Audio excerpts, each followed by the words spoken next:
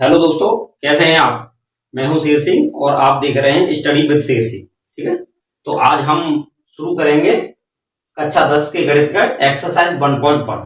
ठीक, पिछले वीडियो में हमने आपको यूक्लिड विभाजन प्रमेयिका के बारे में समझाया था। मुझे उम्मीद है कि आप अच्छी तरह समझ गए होंगे और आपको कोई कंफ्यूजन है तो कृपया एक बार पिछला वीडियो जाके देखिए, फिर आपको ये एक्सरसाइज अच्छी तरह से समझ में आ जाएगी। ठीक, तो शुरू करते हैं बिना वक्त गवाए इस एक्सरसाइज का क्वेश्चन नंबर 1। ठीक है, इसमें पहला पॉइंट है निम्नलिखित संख्याओं का एचसीएफ ज्ञात करने के लिए यूक्लिड विभाजन एल्गोरिदम का प्रयोग कीजिए। ठीक, यानी पहला पॉइंट है 135 और 225। 135 और 225 का मासा ज्ञात करना है। ठीक है, मासा यूक्लिड एल्गोरिदम का प्रयोग करें। ठीक,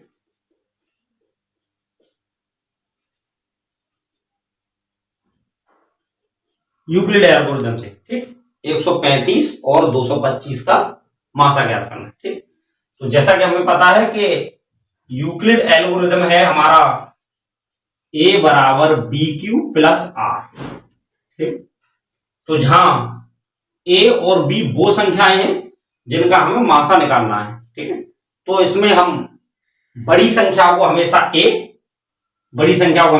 और छोटी संख्या को हमेशा b मानते हैं। तो इस हिसाब से हमारा जो a का मान रहेगा वो 225 और b का मान रहेगा 135। ठीक है, तो शुरू करते हैं हम। यूक्लिड विभाजन प्रमेय का है हमारी a बराबर बी क्यू प्लस आर। मैं आपको पहले बता चुका हूं, क्यू कोसेंट यानी भागफल है, आर रिमाइंडर यानी शेषफल है, b हमारी जो मासा के लिए हमें दो संख्या दे रखी है उनमें से छोटी संख्या है और a बड़ी संख्या है। ठीक, यूक्लिड विभाजन प्रमेय का ये बताती है हमें कि हमें सबसे पहले ये ज्ञात करना है कि छोटी दी गई संख्याओं में से छोटी संख्या बड़ी संख्या में कितनी बार शामिल है। ठीक है, तो इसके लिए क्या करना होता है, हमें इसका 135 का 225 में भाग लगाना है। ठीक है, तो संभवतः 2 बार जाएगा, एक बार ही जाएगा। 0, 12 में से 3 गए तो 9 बचे, 90 बचेगा। ठीक है, तो हमारा a का मान है 2 से 25, b का मान है 135, q हमारा आया है 1 और r आया है हमारा 90। ठीक है, अब हम इस 90 का भाग 135 में लगाएंगे, यानी 135 में देखेंगे 90 के बार शामिल है, तो 90 गुणा यहां पर देखेंगे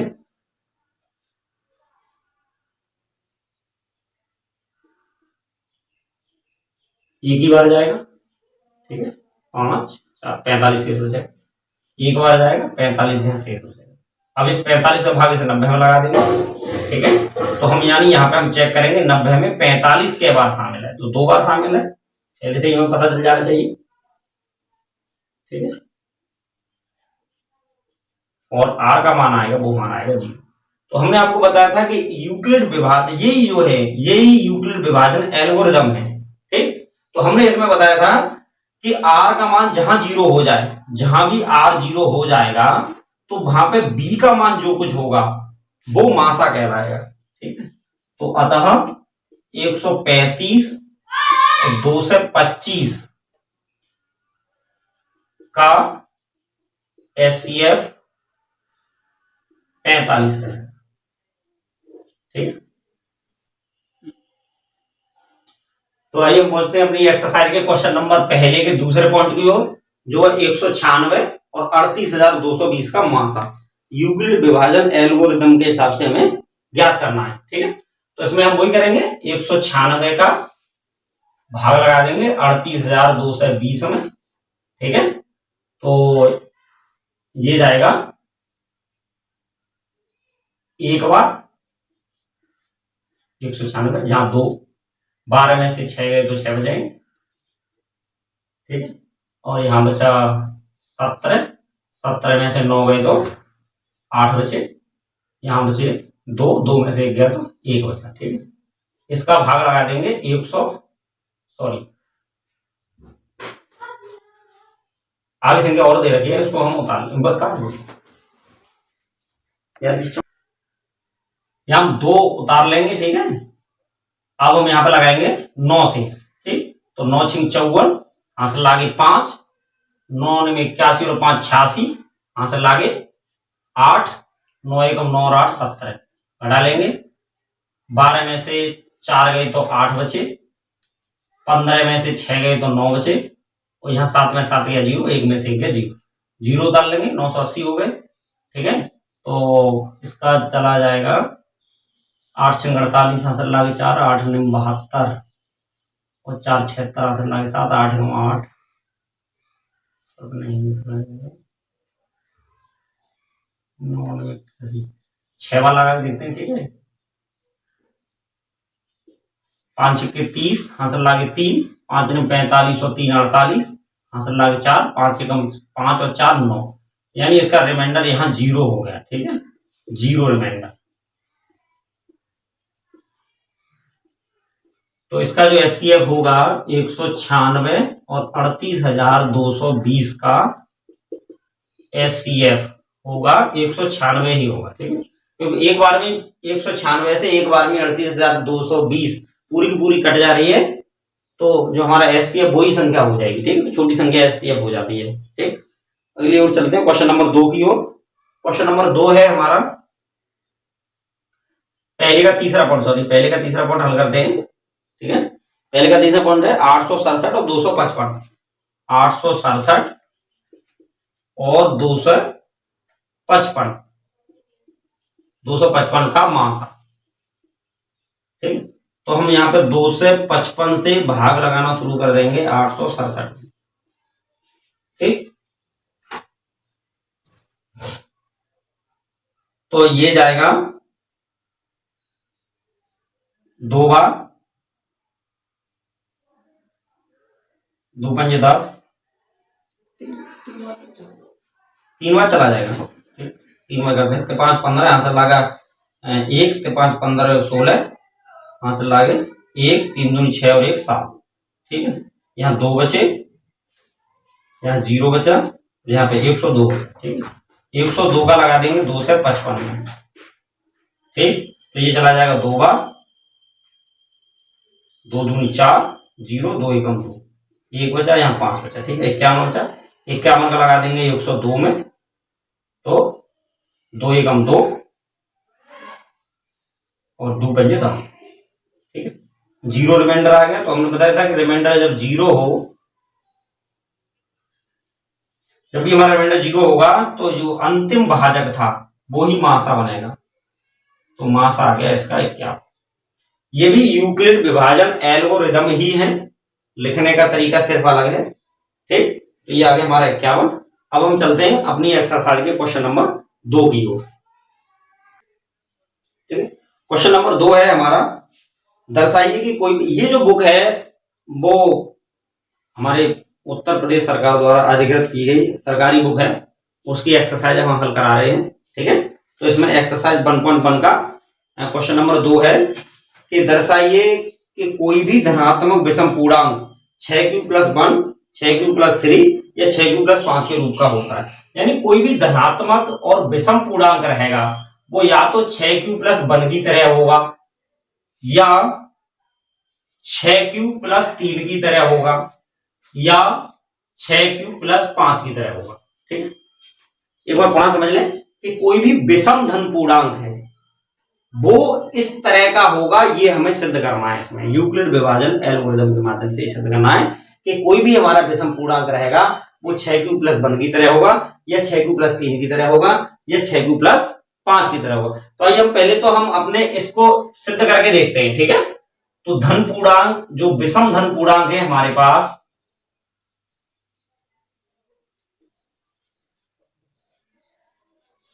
विषम धन पूर्णांक है हमारे पास 1 3 5 7 9 11 13, इस तरह की जो संख्याएं हैं अनंत तक की, ये हमारे पास विषम धन पूर्णांक हैं, जो हमारी विषम संख्याएं हैं। तो इसका समझ लें, इस क्वेश्चन का मतलब समझ लें। ये क्वेश्चन ये कह रहा है कि हम विषम धन पूर्णांकों में यानी विषम संख्याओं में 6 का भाग लगाएं तो या तो 1 शेषफल आएगा या 3 शेषफल आएगा या 5 शेषफल आएगा, ठीक है। इस क्वेश्चन का मतलब ये है कि हम विषम संख्याओं में 6 का भाग लगाएंगे तो या तो 1 आएगा शेषफल, या शेषफल 3 आएगा, या फिर 5। तो हम चेक करते हैं इसके लिए, एक के लिए पहले तो चेक करते हैं। तो हमारा एक के लिए जो हो जाएगा, जो विषम धन पूर्णांक है, एक के लिए हमारा हो जाएगा 6 गुणा 0 प्लस 1। यूक्लिड विभाजन एल्गोरिथम के हिसाब से देखें, हमारा 6 गुणा 0 प्लस 1, यानी 6 से हम ये देखें कि 6 एक में कितनी बार शामिल है। हमारा जो ये हमारी यूक्लिड विभाजन प्रमेय का है, इसके हिसाब से हम सिद्ध कर रहे हैं। इसका सीधा सीधा मतलब होता है कि बी ए में कितनी बार शामिल है, वो क्यू का मान होता है, और जो शेषफल बचेगा वो आर का मान होता है। तो यहां हमारा जो 1 के बराबर हम देखेंगे कि 6 1 में कितनी बार शामिल है, तो ये हो जाएगा 0 बार शामिल होगी और प्लस 1, तो हमारा आर का मान है वो 1 आ गया। ठीक, अब 3 के लिए देखते हैं, तो 3 में 6 कितनी बार शामिल है, 0 बार शामिल है, और हम शेषफल देखेंगे तो 3 ही आएगा। ठीक है, अब हम यहाँ पे 5 में देखेंगे, 5 में 6 कितनी बार शामिल है, तो 0 बार शामिल है, शेषफल देखेंगे तो 5 ही आएगा। ठीक, अब हम 7 में देखते हैं, 7 में 6 कितनी बार शामिल है, 1 बार शामिल है, और शेषफल देखेंगे तो 1 ही आएगा। ठीक, 9 में देखते हैं, 9 में 6 कितनी बार शामिल है, 1 बार शामिल है, सॉरी 1 बार शामिल है, और शेषफल आएगा हमारा 3। 11 में देखेंगे, 11 में 6 कितनी बार शामिल है, तो 1 बार शामिल है, और शेषफल हमारा कितना आएगा, 5। 13 में देखेंगे, 13 में 6 कितनी बार शामिल है, तो 6 दूनी बार है, 2 बार शामिल है, और शेषफल हमारा रहेगा 1। ठीक, 13 के बाद 15 में देख लेंगे, 15 में 6 कितनी बार शामिल है, तो 2 बार शामिल है, 6 दूनी बार है, और शेषफल रहेगा हमारा 3। ठीक, 15 के बाद हम 17 में देख लेंगे, 17 में 6 कितनी बार शामिल है, तो 17 में 6 दूनी बार है, 2 बार शामिल है, और शेषफल रहेगा 5। आप देख रहे होंगे इस सीरीज में कि हर बार 1 3 5 1 3 5 1 3 5। अन्य भी संख्या 19 में देख लीजिए, 19 में देखेंगे 6 कितनी बार शामिल है, तो 6 की 18 3 बार शामिल है, शेषफल रहेगा 1। यानी हम यहाँ अच्छी तरह से समझ चुके हैं कि यूक्लिड विभाजन एल्गोरिथम से ये अच्छी तरह से सिद्ध किया जा सकता है कि कोई भी विषम धन पूर्णांक 6q + 1, 6q + 3 या 6q + 5 के प्रकार का ही होता है। ये आप अच्छी तरह से समझ गए होंगे, यहाँ पे ये होता है। ठीक है, अच्छा, इसको हम अगर केवल संकेतों के माध्यम से हल करना चाहें तो इसको हम देख सकते हैं कि यहाँ पे हम देख लेंगे कि a और b हमारी दो संख्याएं हैं, जहां पे b बराबर 6 है। ठीक है, तो हम यहाँ पे जो लगाएंगे अपना मान एल्गोरिथम का, वो इस तरीके से हल हो जाएगा। ठीक है, तो यहाँ आपको देखने से पता चल गया होगा कि कोई भी विषम धन पूर्णांक है वो इसी प्रकार का होता है। आगे भी आप देख सकते हैं, इसके अलावा कोई दूसरी संख्या आएगी नहीं। ठीक है, तो ये स्पष्ट हो चुका है। ठीक, अब चलते हैं अगले क्वेश्चन की ओर। आपने देखा कि हमने प्रैक्टिकल रूप में इसको अच्छी तरह से समझ लिया है कि हमारे यूक्लिड विभाजन प्रमेय के माध्यम से हम देखेंगे तो कोई भी धन विषम पूर्णांक रहेगा वो 6q + 1, 6q + 3, 6q + 5 का ही रहेगा। ठीक है, इसको हम संकेतों के माध्यम से भी हल कर सकते हैं। जैसे कि हमारे पास हमें पता है a और b दो संख्याएं हैं, जहां b बराबर 6 है। इसको यूक्लिड विभाजन प्रमेय के माध्यम से हल करेंगे तो हम यूक्लिड विभाजन प्रमेय बनाएंगे इसके लिए। ठीक है, यूक्लिड विभाजन एल्गोरिथम का निर्माण करेंगे।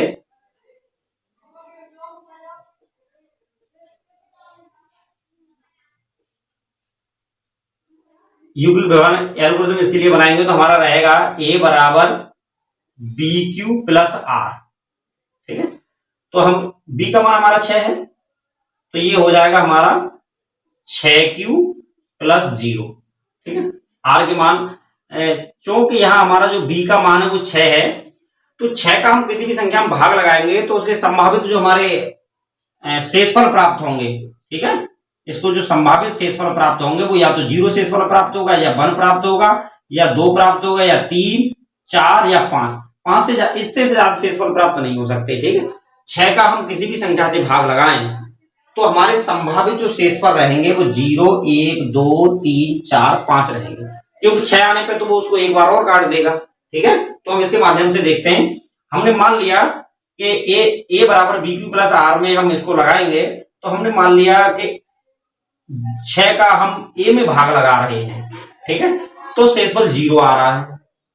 दूसरी बात हम मान ले रहे हैं 6 का हम ए में भाग लगा रहे हैं, क्यू बार भाग जा रहा है, शेषफल 1 आ रहा है। अगली बार मान ले रहे हैं कि 6 का हम ए में भाग लगा रहे हैं, क्यू बार जा रहा है और शेषफल हमारा 2 आ रहा है। फिर मान लेते हैं कि 6 का हम ए में भाग लगा रहे हैं और ये क्यू बार जा रहा है, शेषफल 3 आ रहा है। फिर हम देख लेते हैं कि 6 का हम ए में भाग लगा रहे हैं और ये भागफल क्यू बार जा रहा है और शेषफल 4 शेष आ रहा है। फिर हम मान लेते हैं कि 6 का हम ए में भाग लगा रहे हैं और ये क्यू बार जा रहा है और शेषफल 5 आ रहा है। आपको पता होगा कि 6 का हम किसी भी संख्या में भाग लगाएंगे तो शेषफल 6 कभी नहीं आ सकता। जिस संख्या से हम भाग लगा रहे होते हैं वो संख्या शेषफल नहीं आती है, उससे छोटी संख्या शेषफल आती है हमेशा, ठीक है। तो हमारे जो संभावित शेषफल ये हो सकते हैं इतने, ठीक, यानी 6 का हम ए में भाग लगाएंगे तो क्यू बार जाएगा और आर शेष बचेगा। इस हिसाब से हम देखें तो 6 का हम किसी भी संख्या में भाग लगाएं तो हमारे संभावित शेषफल 0, 1, 2, 3, 4 या 5 रहेंगे। इस हिसाब से हमारे ये एल्गोरिथम बन के तैयार है। यहाँ पे आप अच्छी तरह से देख सकते हैं कि हमारा ये जो मान है ये मान सम है, ठीक है। ये मान भी देखेंगे, ये 2 से विभाजित 2 से भी कट जाएगा और 6 2 से कट जाएगा, ठीक है, तो ये भी हमारा सम है, ठीक है। यहां पे आप देखेंगे कि 2 से 4 भी कट जाएगा और 2 से 6 भी कट जाएगा, तो ये भी हमारा सम है। अब आप देख सकते हैं कि सम के अलावा जो शेष बचे, शेष एल्गोरिथम बचे,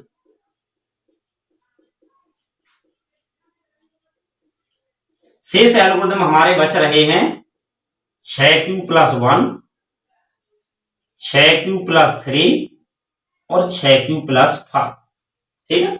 इस प्रकार ये स्पष्ट है कि कोई भी धन पूर्णांक 6q + 1, 6q + 3 और 6q + 5 के प्रकार का ही होता है। इस प्रकार ये हमारा सिद्ध हो गया। इसी एक्सरसाइज का क्वेश्चन नंबर 3 है हमारा कि किसी परेड में 616 सदस्यों वाली एक सेना आर्मी की टुकड़ी को 32 सदस्यों वाले एक आर्मी बैंड के पीछे मार्च करना है। दोनों समूहों को समान संख्या वाले स्तंभों में मार्च करना है। उन स्तंभों की अधिकतम संख्या क्या है जिसमें भी मार्च कर सकते हैं। अर्थात हमें 616 और 32 का मासा लेना है, ठीक है। तो शुरू करते हैं। 32 का भाग लगा देंगे 616 में, ठीक है, तो एक बार जाएगा, 11 में से 2 गए तो 9 बचे और 5 में से 3 गए तो 2 बचे, 6 यहाँ पे बाहर शेष उतार लेंगे। तो ये 27, 9 बार चला जाएगा, 8 बार चला जाएगा, 8 दूनी 16, असल लगा 1, 8 3 24 और 1 25, ठीक है। 8 दूनी 16,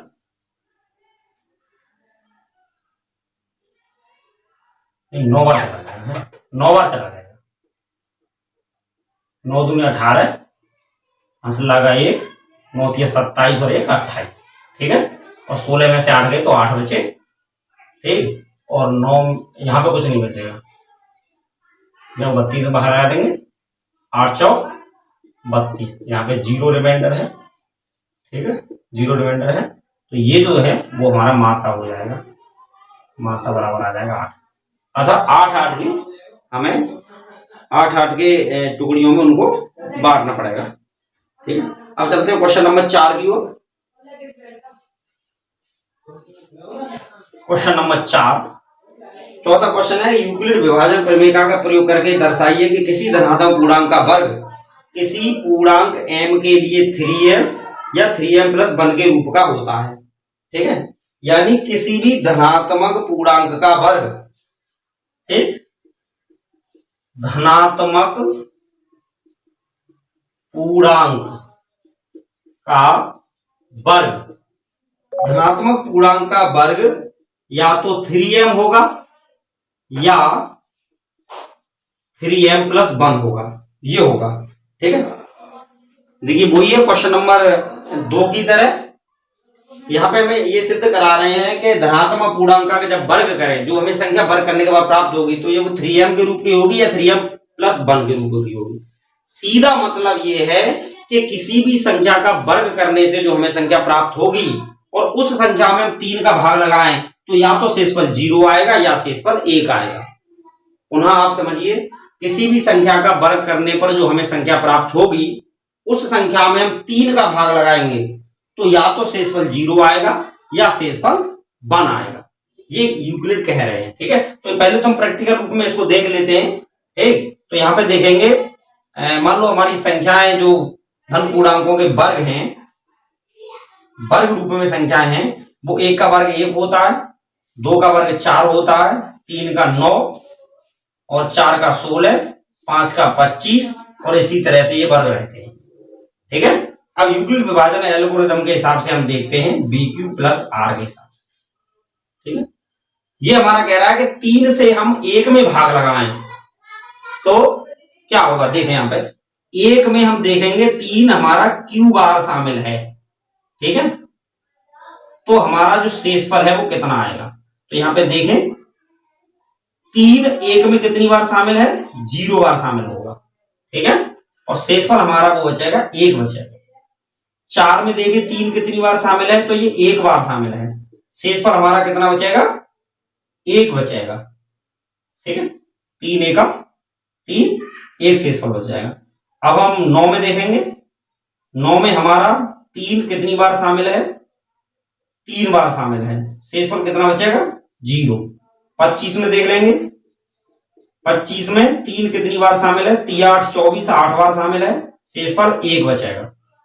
और भी देख लेंगे, 5 25, 6 6 36 में देख लेंगे, 6 के वर्ग में देख लेंगे 3 कितनी बार है, तो 12 3 36, 12 बार शामिल है और शेषफल हमारा, सॉरी मैंने यहाँ बराबर का चिन्ह लगा दिया, ये प्लस का चिन्ह है, शेषफल हमारा यहाँ 0 आ जाएगा। ठीक है, 7 के वर्ग में देख लेंगे, सबसे ऊपर वाले में 0,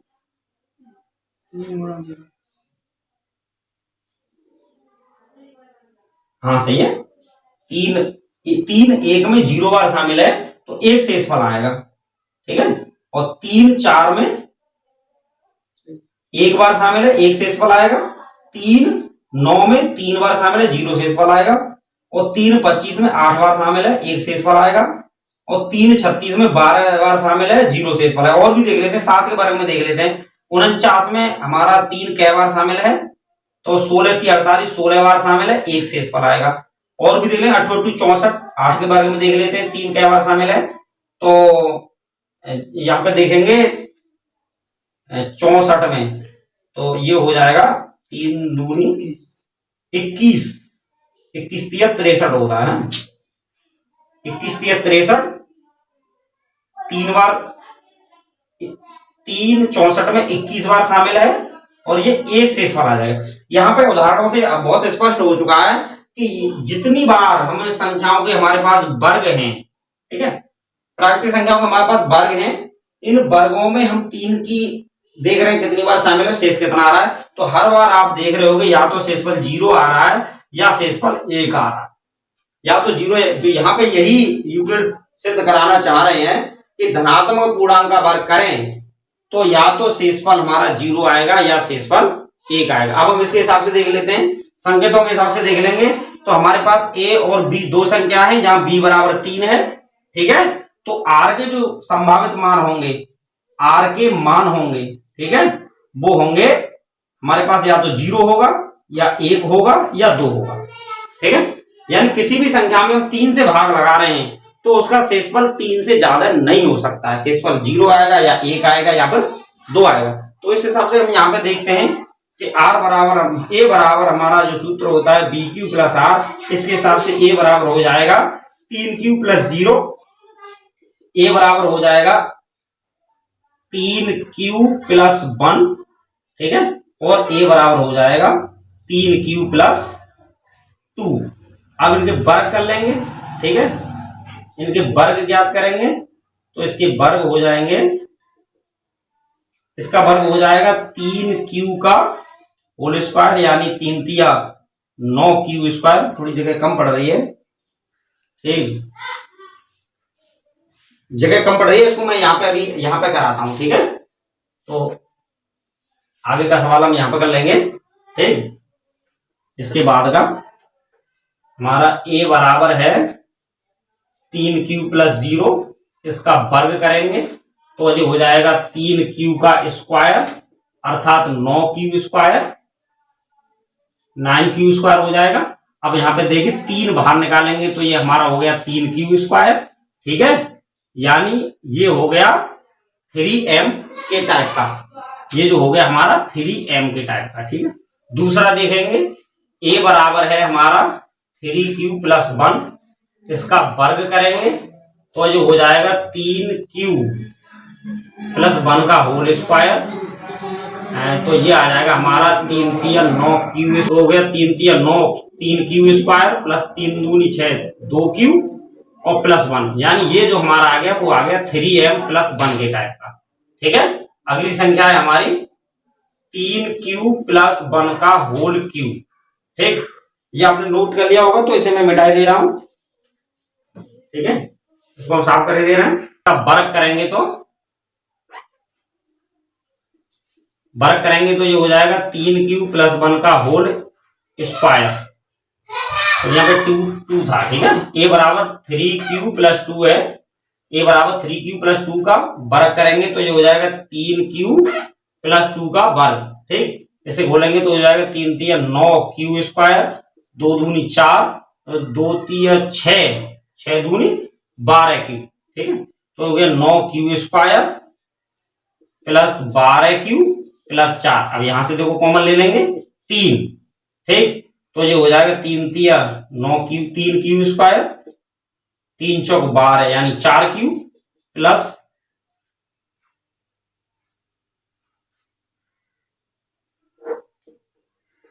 12q प्लस 3 प्लस 1 में से तोड़ लेंगे। ठीक है, अब यहां से इसका कॉमन लेंगे पूरा, तो यहां से हमें 3 कॉमन मिल जाएगा, तो ये हो जाएगा, ये भी थोड़ा मिटाना पड़ेगा, जगह थोड़ी कम है। ये हो जाए 3 यहां से कॉमन ले लेंगे तो ये हो जाएगा 3 तिया 9 यानी 3q स्क्वायर, 3 चौक 12 यानी 4q प्लस 1 बचेगा यहाँ और प्लस का 1, यानी ये हमारा हो गया, वो हो गया 3m प्लस 1 के टाइप का। ठीक है, तो आप देख रहे हैं यहाँ पे देख लो, या तो ये 3m आ रहा है या 3m प्लस 1 आ रहा है या 3m plus 1।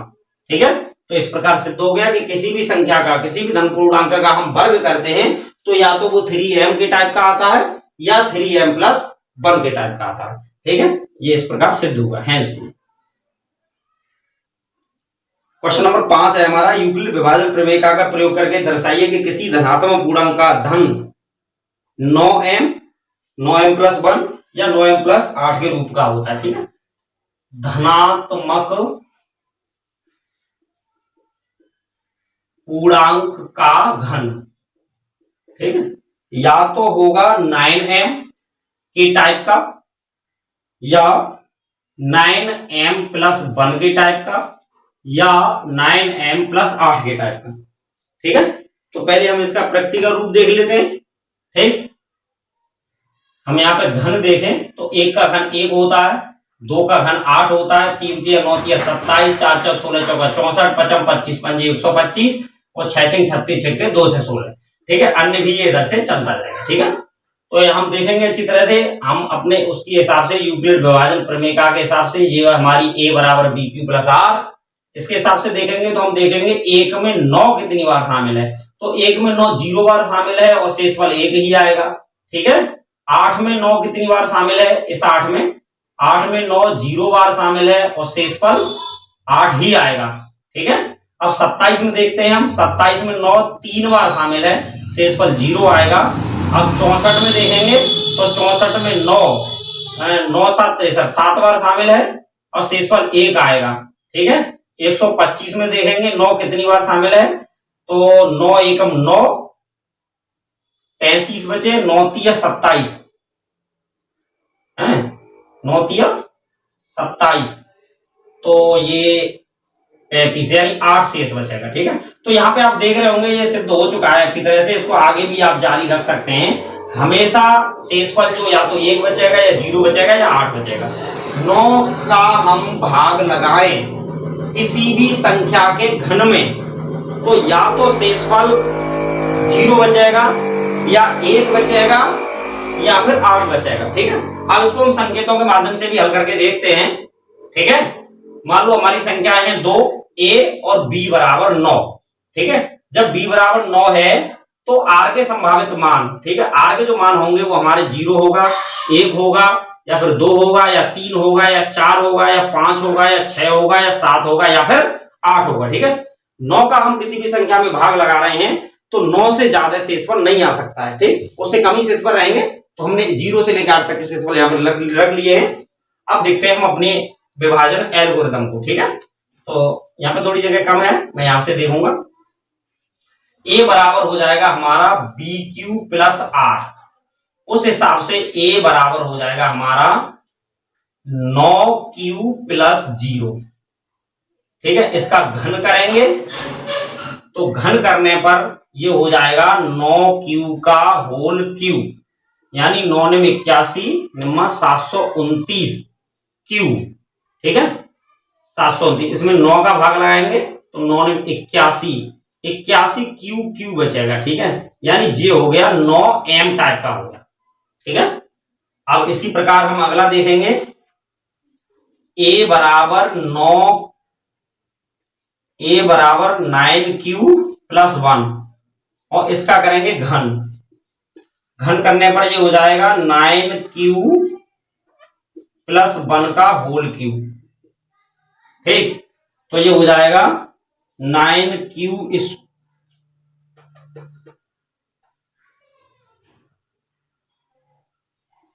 729 Q plus 1 plus 3 गुणा 9Q प्लस 1 और कोष्टक में 9Q प्लस 1। ठीक है, तो ये हो गया 729 क्यू प्लस 1 प्लस 3 27 क्यू और 9Q प्लस 1। ठीक है, ये हो गया 729 क्यू प्लस 1 प्लस 27 निम्मा देखते हैं, 9 या 27 63। ठीक है, 63 लागे 6 और 9 दूनी 18 और 6 24 243 क्यू स्क्वायर और 27 क्यू का भाग बन से लाएंगे तो 27 क्यू।